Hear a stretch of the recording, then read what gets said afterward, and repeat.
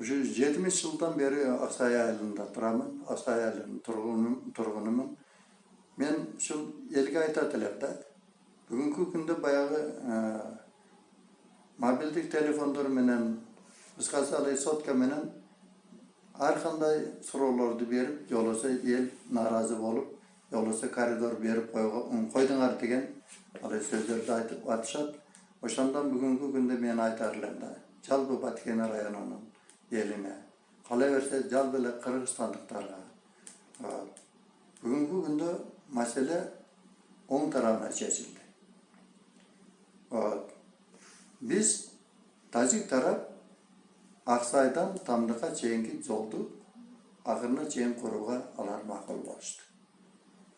Alemi alardın koygan talağı bar bolğanı 2013-2014 yılı salınıp kalgan yoldu remontlop asfaltlap beringizler degen gana talap koydu da. Bugünkü günde bizden mamleket yolasa mana kecha özünüzler gördünüzler. Yol jana transport ministri oşol yoldu asfaltta bereli. Alemi Aksay'dan işinden ötün yoldu da asfaltta bereli. Kalasa ayıldan işinden ötün, kalasa Çoğurttan ötün, Bakay'dan işinden ötün degen bana ne oldu?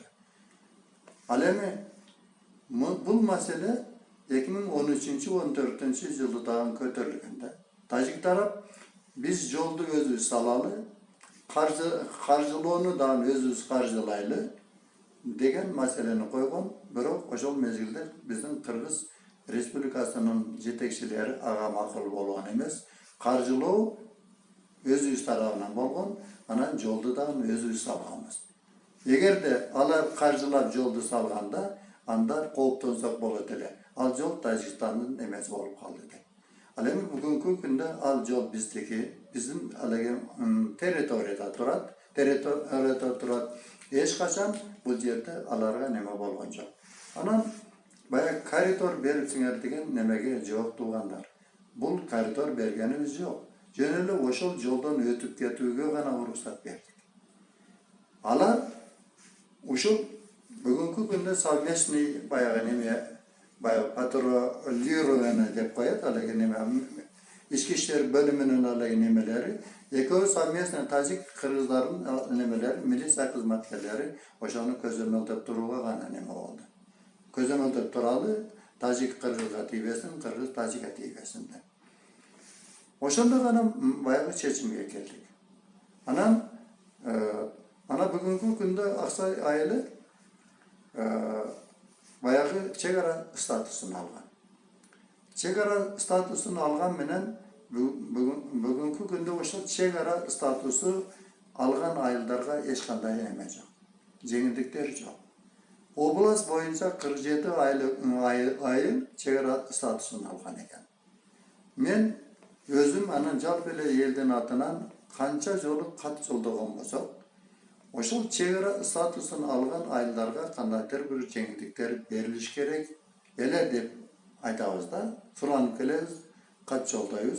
Biroq jetekçiler tarafına eç kanday neme jok. Ahırında biz ayttık. Eğer 47 ayıldan bardığıyla qoğuptu emes.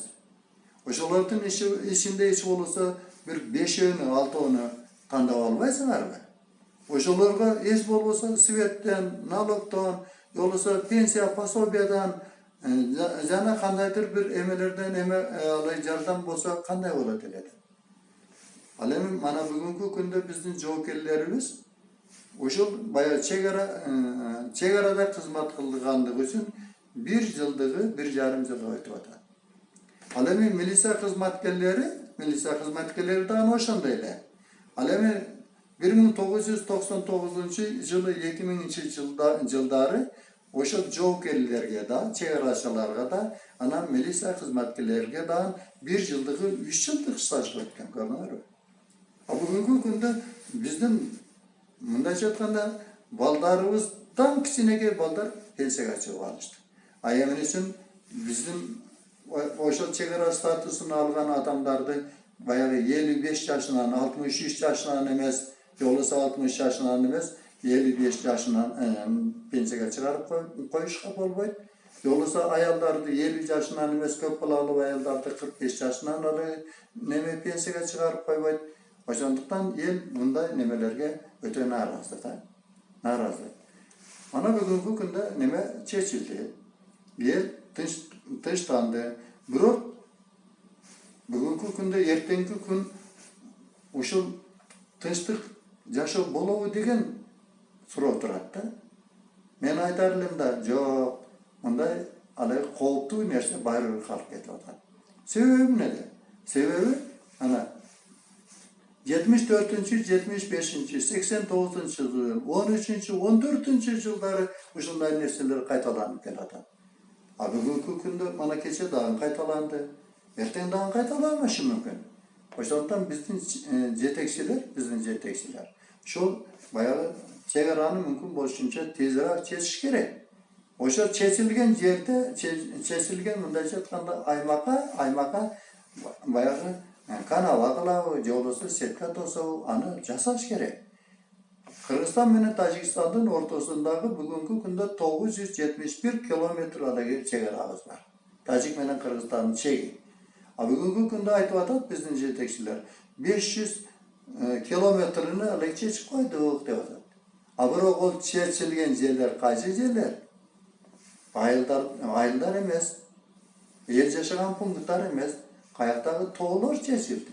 Адам жашабаган, баягы эч ким көрбөгөн тоолор чечилди. Алар ошого макулдук берди.